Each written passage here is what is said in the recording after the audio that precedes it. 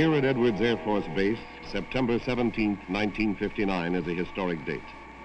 Early on this Thursday morning, the B-52 carrier takes the X-15 out for its maiden powered flight. Hydraulic temperature, Scott? -2, and holding since we passed the tower. Test pilot Scott Crossfield is buckled in and ready for a ride to 40,000 feet, where he'll be cut loose for the first demonstration of this plane's abilities and performance. Flying chase will be Al White, North American's alternate, Joe Walker, NASA's chief test pilot, and the Air Force project pilot, Major Bob White. All vital observers today. They'll be at the controls of the X-15 in the near future. Ground crews climb in a variety of vehicles and stream out to wait for landing at the edge of the lake bed. Many eyes are on the dart-shaped plane this morning, but among the most important observers are the engineers at NASA. Using the ears of radio and the eyes of radar, they'll keep a close watch on the flight. FM signals transmitted will indicate the condition of each vital operating system. Each movement will be carefully plotted, carefully watched. Edwards 003. 003, Edwards, cleared for takeoff. Winds 220 degrees at 12 knots. Prime responsibility for getting the X-15 to drop altitude rests on the aircraft commander, Captain Charles Bach, and the co-pilot, Captain Allaby. Any tower, 003, rolling now.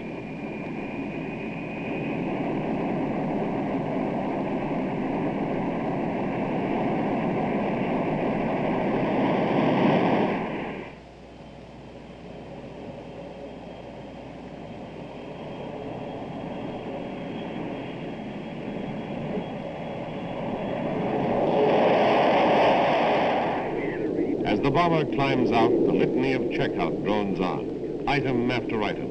Gauge, switch, and control are checked and rechecked. In the dim interior of the 52, Bill Berkowitz, launch monitor, has a close-up television view of system operation. The group has been this route before. 2 tries, 2 misses. The first try never left the ground. The second came agonizingly close, just 3 minutes from a drop, when a frozen valve canceled the effort. Delays are difficult to accept, but each time the system at fault was improved and a problem eliminated.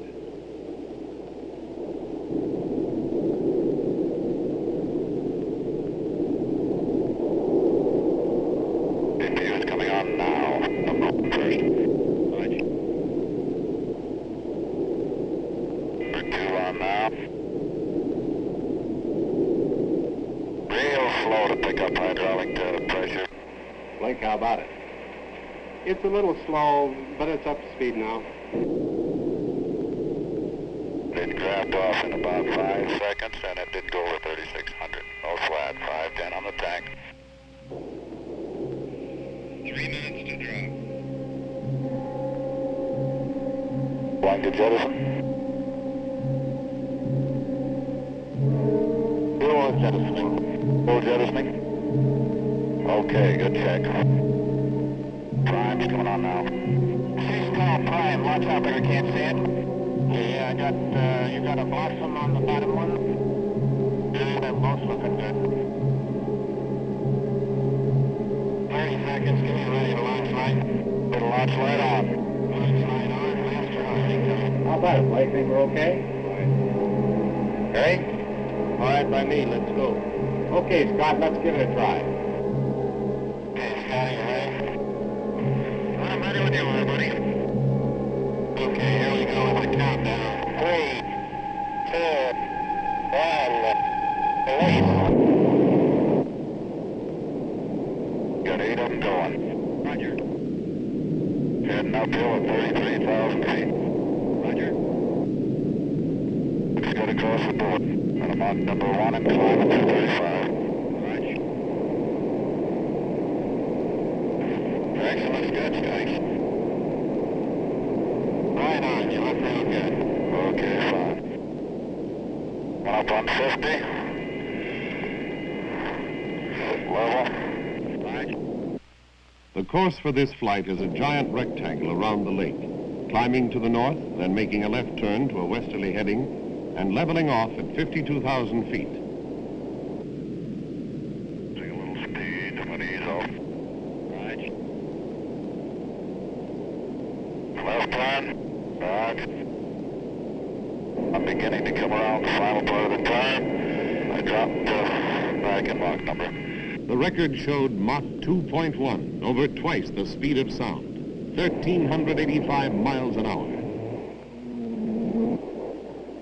Burn out. Right.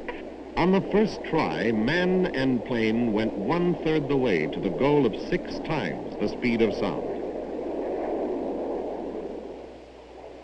As the X-15 slows to subsonic speeds, the chase planes catch up and the glide portion of the flight begins. Now on a southerly heading, Crossfield begins his long glide to landing from 46,000 feet. Time in the air is precious, and the checkout continues all the way down. Roll forward. Steady side slip. Very powerful rudder on this little baby. Got ventral. Okay, buddy, just a second. 8,000. I want to drop it on the track. Here comes ventral now. You ready? One, parachute. Sorry, little fouled up. Roger. You're fouled up? No, the parachute, well, it's open. It's letting it down. How nice. 245.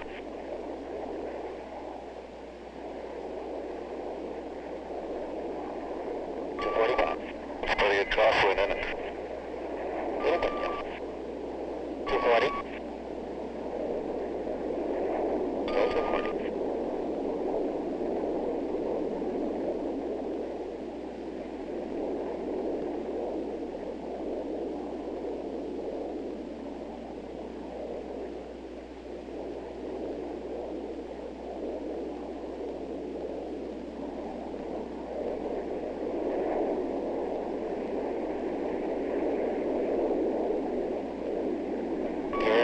Coming down, and it looks good.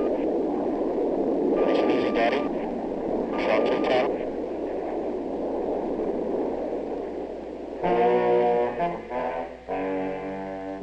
Maiden flight, a success. Today, flight research took another significant step forward here at Rogers Dry Lake. This lake bed has witnessed many significant events in the history of aviation. Born this day was a new tool for flight research.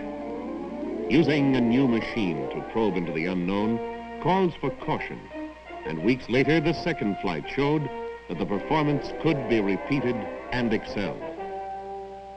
Digesting the knowledge from these first tries, the program became more ambitious, and another step up the ladder was planned, one that would extend the operating area.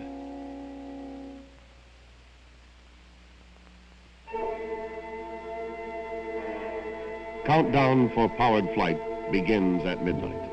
The previous week has seen many test hurdles, each one met and overcome, each one establishing with greater authority the right of the X-15 to be in this fueling area. All the control points have been passed this far, and now the touchy, toxic, volatile propellants are added one by one. As tanks are gradually filled, crew members take long last looks into the vitals, then close the doors. Dawn finds the service carts being pulled away, with the 2 aircraft again standing ready. Even the most carefully controlled experiment has its element of risk, and the sober faces of every member of the team reflect their concern. Each research flight has fresh new goals. Each one is a cautious step forward into unexplored areas.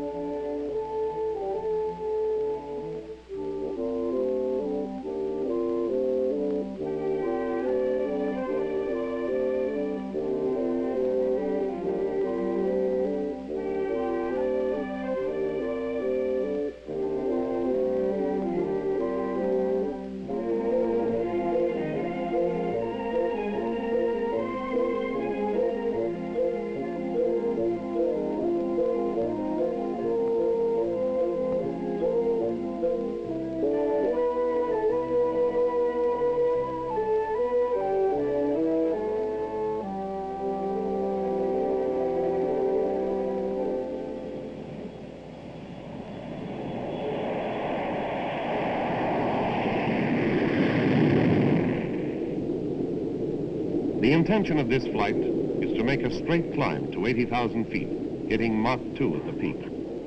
The now routine checks of plane and engine pass uneventfully, and just past 9 in the morning, the third voyage of the X-15 begins.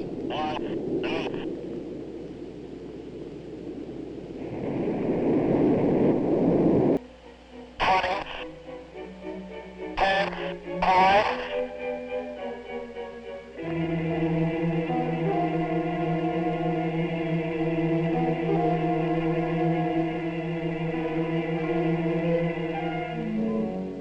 Trouble came in pairs on this day.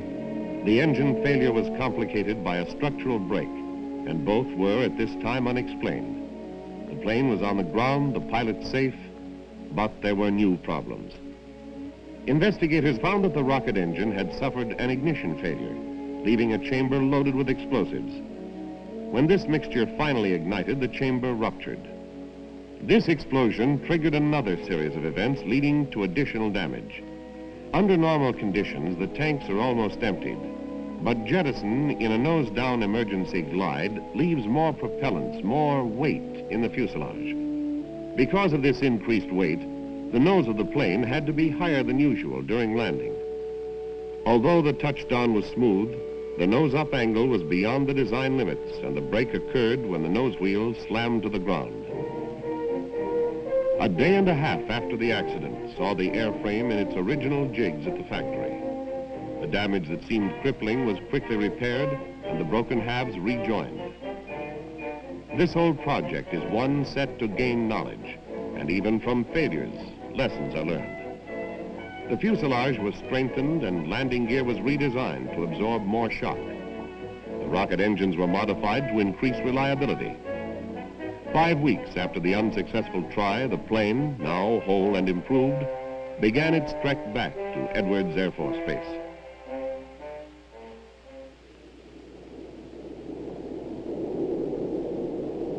Weeks have slipped by since the accident, but the time has been traded for knowledge. More is known now. Certain hazards have been ruled out. The machine is better, more able.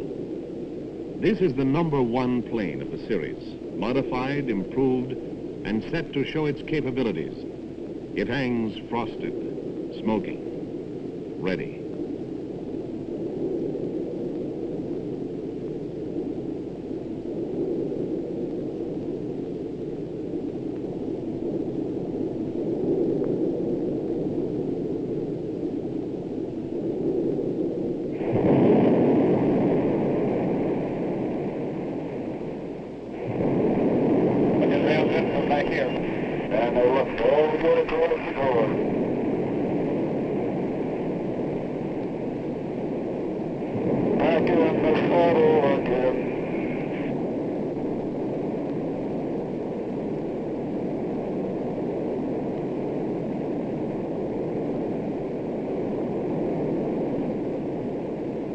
Pouring on the rocket power, the X-15 streaks to a new high of Mach 2.5, 1,660 miles an hour at 67,000 feet.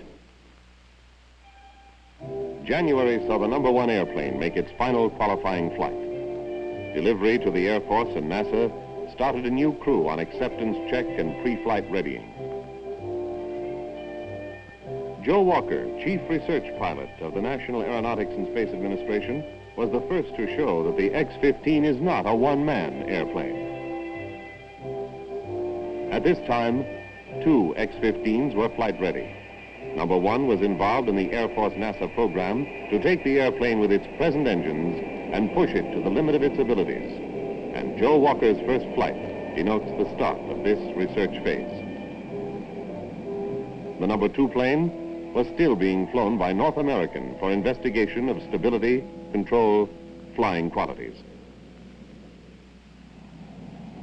2, 1, 3.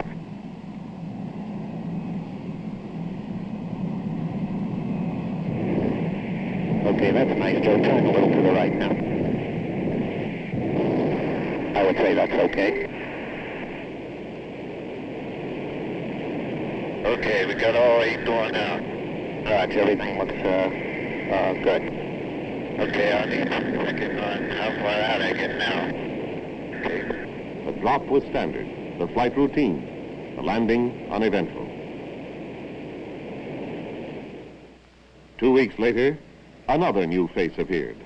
Major Bob White climbed the ladder to the cockpit to try his hand at rocket plane flying. An hour and a half later, the X-15 Pilots Club had another new member. The Air Force's project pilot had made his initial run and now was ready to start some serious research flying. The spring of the year saw a flurry of activity with 2 X-15s flying and North American racking up 9 drops with the number 2 airplane. The Air Force and NASA alternated pilots on a separate series of 9 research expeditions, flights that kept inching up on the world speed and altitude records. Both company and governmental pilots kept investigating the flight abilities of the planes in different quarters, feeling out the new machines, steadily pushing the operating area out farther, gaining confidence. All flying during this period was done with the XLR-11, the small engine package. Its thrust of 16,000 pounds was adequate for early investigations, but everyone was waiting for the big engine. The XLR-99, a brute that would blast out nearly 60,000 pounds of thrust to drive the plane to peak speeds and altitudes. This engine is installed in the 3rd and last plane of the series, which has always been slated to be the test bed for this new power plant. And Crossfield uses his time in between flights to ring out the installation. Preliminaries are out of the way, and this run will be one of the final before flight.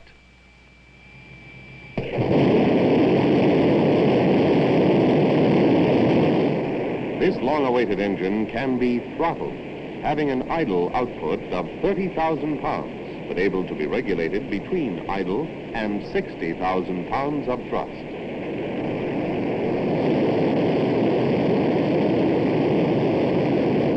Today's runs are the climax of a long series of tests proving the installation. After this start, they're ready for flight.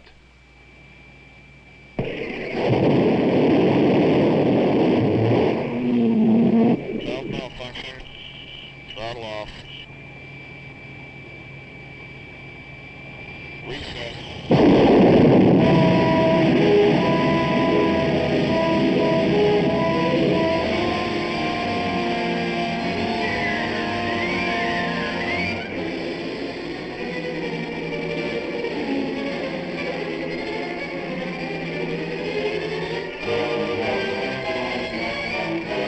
In a split second, years of planning, months of test and grinding work went up in smoke. There was only one real observer, one eyewitness, the pilot, Scott Crossfield. Scott, what was your immediate reaction? Well, it was the biggest bang that I'd ever heard. Fortunately for me and the airplane, the explosion blew the forward section, the tanks, and the cockpit out of the blaze, or out of the major part of the blaze. And the firemen were right on their toes, and they moved in to blanket the tanks and the fire area with foam. The first reaction we had was that the engine had blown up, but like many first impressions, this was wrong. As soon as the parts cooled down, a disenchanted group of engineers moved in, and as you might imagine, things were pretty well scattered about. We also took a close look at the film that you've just seen, and here are a couple of frames that gave us our first clue. Just before the blow-up, a cloud of vapor appeared ahead of the engine. So the search was concentrated on this area. Following up this lead, we found that the hydrogen peroxide tank had been rammed, smashed open. But with what? Lining up with the tank is the center structure of the ammonia tank, and its shape matched the impacted area of the hydrogen peroxide sphere. But how could this part fail? Likely through overpressure. Now, a check of the instrumentation showed tank pressures far over normal. Again, the question, why? The pressure regulator was recovered and checked. It was determined that freezing caused by the very low temperature pressurizing gas had caused the regulator to stick full open. But there's a safety, a valve to relieve overpressure. This valve and the entire release system was also checked. Here it was determined that a flow-sensitive relief valve combined with a vapor disposal equipment had created enough back pressure to fail the tank. So, a frozen regulator, a Foley relief valve, and a high back pressure relief system had gotten together and we had wrecked an airplane. The entire pressurizing and release systems were analyzed, redesigned, tested, and retested. We ran the combination time after time, deliberately creating the most severe failures possible. Weeks passed before we and everyone else were convinced that the problem was licked. As a measure of how the confidence was restored, here is what happened on the 4th of August. On this historic date, Joe Walker let out a yip of joy. He had just pushed the modified small-engine airplane to a new speed record, then made his report to the public. Joe, how does it feel to be the fastest living human? I don't know if I feel much different than I did yesterday, except that the waiting for the flight is over finally. 60-165. Call it back area, Joe. Roger. Gyro look good. Good boy. Please over. Go. Burn out. +3+. You made it.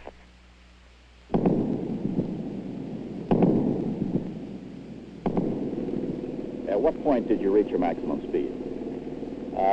If you noticed the vapor trail from the engine, at the instant it cut off, that was the point at which I reached the maximum speed. Now, what was your altitude then? Around 66,000. How long were you going that 2,150 miles? Just one instant. Then, on the 12th of August, just 8 days later, Major Bob White was up before the cameras after his 136,500-foot record-breaking altitude flight. The flight today offered, I would say, no problems, and nothing that could be considered a limitation as far as man's ability to fly an aircraft. We'll pull up. Roger. Right on the track. Your angle looks good, Bob. You're going up. Pass 9.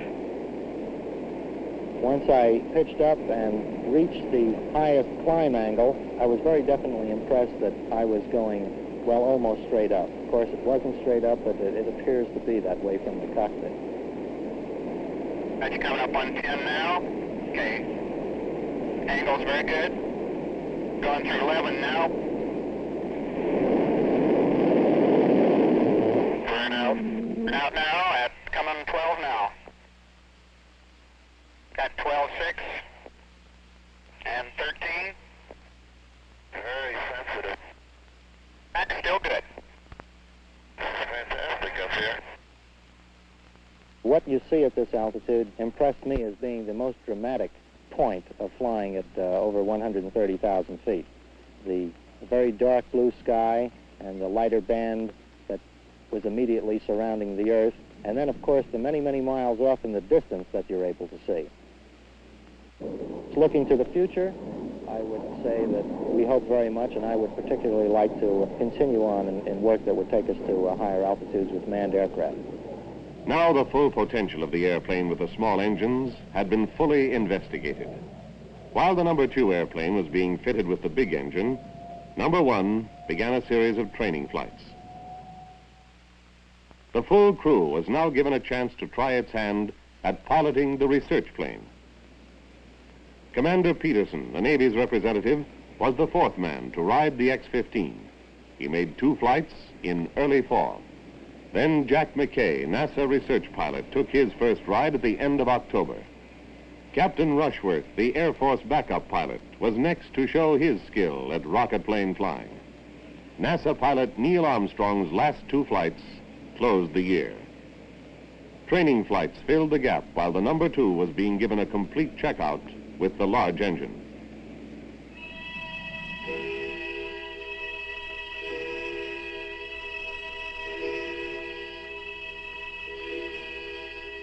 Since that ill-fated day in June when the explosion ripped the number 3 ship in half, maximum effort has been exerted toward getting another engine and installing it in Ship 2. Months of work, weeks of painstaking trials, round-the-clock days of final pre-flight were at last put to the test on the morning of November the 15th.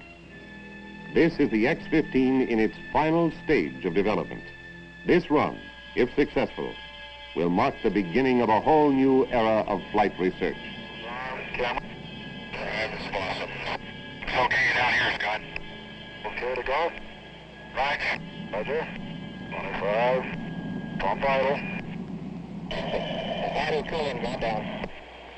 Got it. Launch. Turning off to the right, Scotty. The launch, the tank pressure is going up to 60. And I'm going uphill. I'm reading 320. Launch tank is holding at about 55. About 1-2, that big coming open. How's it look, Al? That's real good, Scotty. You made about a 10-degree turn to the right when you came off. With the new engine loafing at idle, the plane could go to 4 times the speed of sound. So the speed brakes are open to stay close to Mach 2. It's good, Scott. A little to the right, of course. You're okay. Firing ready, Ralph. Scott, could you tell us in your own words how the flight went and what you thought of it? Very well, and the engine and its power is impressive. What was your maximum altitude and speed? Did you have a chance to check that yourself? Yeah, I got about 80,000 feet and a Mach number approaching 3. Scott, your radio talk sounded a bit hesitant this morning before takeoff. What was that about? Oh, no, I think you misinterpreted that. Of course, we've been doing the best we can to get this flight off for 5 years. There's any hesitancy there. Scott, having observed the minimum thrust performance of the engine, do you think that the airplane now will be able to live up to its design promises of altitude and speed, or will exceed it, or how do you feel? Yeah, really, without question. I got a little faster today than we'd planned, and we have in our previous flights, in my flights, gotten faster than we'd planned, because for once in history, we've overestimated the drag on the airplane. I think it'll exceed its original expectations. Just 7 days later, the second flight was launched, and on the 6th of December, the third. Both showed the engine to have all the abilities claimed of it. These 2 eminently successful flights closed the year.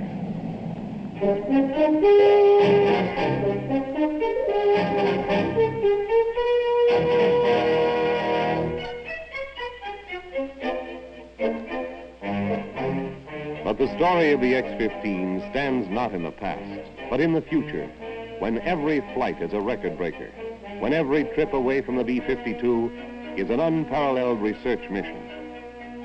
Human hands will be learning a new skill, to thrust deep into unexplored areas, capture vital information, then settle to a safe return from that twilight land standing between Earth and space.